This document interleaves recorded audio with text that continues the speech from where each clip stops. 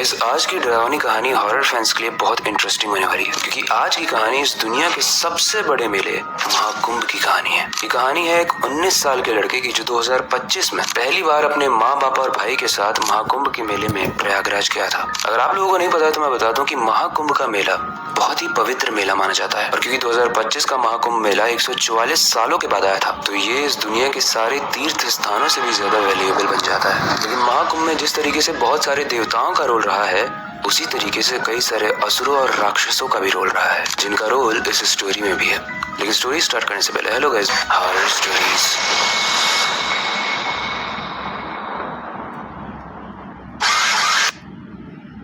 19 साल का जो लड़का था उसका नाम था रौनक। जब रौनक संगम में स्नान करने पहुंचता है तो वो देखता है कि वहाँ बहुत सारे लोग स्नान करते हुए मंत्रों का उच्चारण कर रहे हैं, और चारों तरफ धुएं की एक चादर है जिसमें से फूलों की खुशबू आ रही है। लेकिन जब रौनक ने गंगा जल में डुबकी लगाई तो उसे वो पानी काफी गर्म लगा। ये बात जब उसने अपने बड़े भाई को बताई तो उसके भाई ने उसे अनसुना कर दिया। अब कहानी में एक ट्विस्ट आने वाला है, इसलिए ध्यान से सुनना।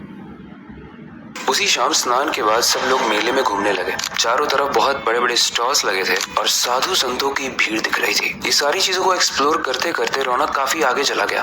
वो ऐसी जगह पर चला गया जहाँ पर साधुओं की भीड़ बहुत कम होने लगी, और एट द एंड उसकी नजर एक अजीब से साधु पर पड़ी जो बहुत ही अजीब तरीके से बैठा हुआ था, और उसका चेहरा आसमान की तरफ था। उसकी आंखें सफेद थी और वो किसी मंत्र का जाप कर रहा था। तो रौनक ने अपने भाई से कहा कि चलो उस साधु को देख के आते हैं वो क्या कर रहा है। लेकिन उसका बड़ा भाई उसे मना करता है, बोलता है कि साधना में बैठे किसी भी साधु की साधना को भंग नहीं करना चाहिए।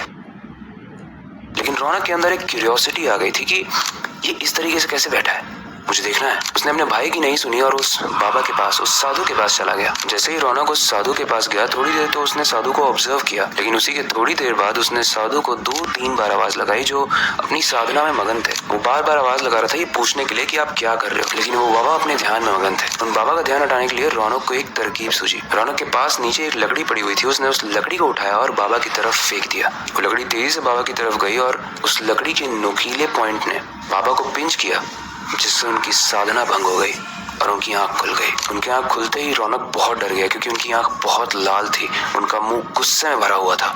लेकिन उन्होंने कुछ बोला नहीं, बस अपने गले से एक माला उतार कर रौनक की तरफ फेंक दिया और कुछ मंत्र बड़बड़ाए। वो माला जो गुस्से में बाबा ने फेंकी थी, उस माला को रौनक ने समझा कि मैं नहीं ले जा सकता, क्योंकि शायद एक कर्स्ड हो, श्रापित हो।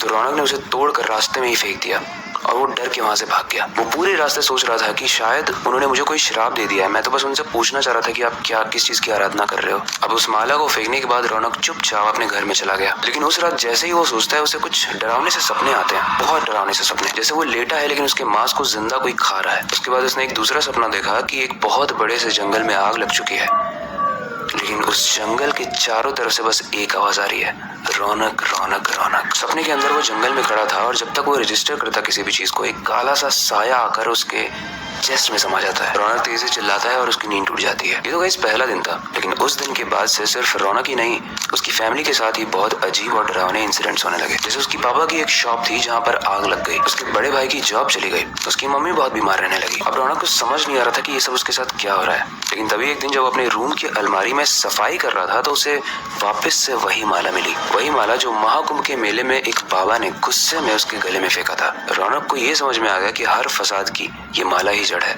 वो उस माला को उठाता है और इस बार बहुत दूर फेंक कर आता है, और फाइनली वो रिलैक्स होकर बैठ जाता है, अपने लैपटॉप में मूवी स्टार्ट करता है। तभी उसे एक प्रेजेंस फील होती है, जैसे उसके पीछे कोई है, लेकिन एक्चुअली में उसके पीछे कोई नहीं था। लेकिन थोड़ी देर बाद फिर से उसे वही साया फील होता है जो उसे फॉरेस्ट में फील हुआ था अपने सपने में। वेल गाइस, किसी तरीके से वो उस रात सो जाता है उसी बुरे सपने के साथ। लेकिन अगली सुबह उठकर वो अपने दोस्त अमित को ये बात बताता है, तो उसका दोस्त अमित बोलता है कि अगर ये सारी प्रॉब्लम उन बाबा ने क्रिएट की है तो उन बाबा से ही जाकर बात करते हैं जो तपस्या कर रहे थे। अमित और ये 19 साल का रोहन दोनों ही वापस महाकुंभ के मेले में जाते हैं, और वो बाबा मिलते भी हैं, लेकिन वापस से ध्यान में लगे थे। 2-3 बार रौनक उन बाबा को आवाज देता भी है, लेकिन बाबा अपनी आंख नहीं खोलते। अमित बोलता है कुछ फेंक के मारते हैं ताकि इनका ध्यान टूटे और इनसे हम पूछें। रौनक बोलता है यही गलती तो मैंने शुरू में की थी, ये मैं दोबारा नहीं कर सकता। आवाज देकर जब वो दोनों ही थक जाते हैं तो वो वापस अपने घर चले जाते हैं। लेकिन जैसे ही रौनक घर पहुंचता है वो देखता है कि शॉप पूरे तरीके से सही है, उसके भाई की जॉब लग चुकी है, उसकी मम्मी ठीक है, और घर में लगभग सब कुछ ठीक हो चुका है। अब अमित उससे ये सवाल पूछता है कि कहीं तो झूठ तो नहीं बोल रहा था। रौनक बोलता है कि मैं झूठ नहीं बोल रहा था, शायद ये भी हो सकता है कि हमने इस बार उनकी साधना को डिस्टर्ब नहीं किया और इस चीज को उन्होंने ऑब्जर्व किया होगा और शायद अपना श्राप वापस ले लिया होगा। गाइस मुझे एक और चीज लगती है, शायद ये तूफान के आने से पहले वाली शांति हो।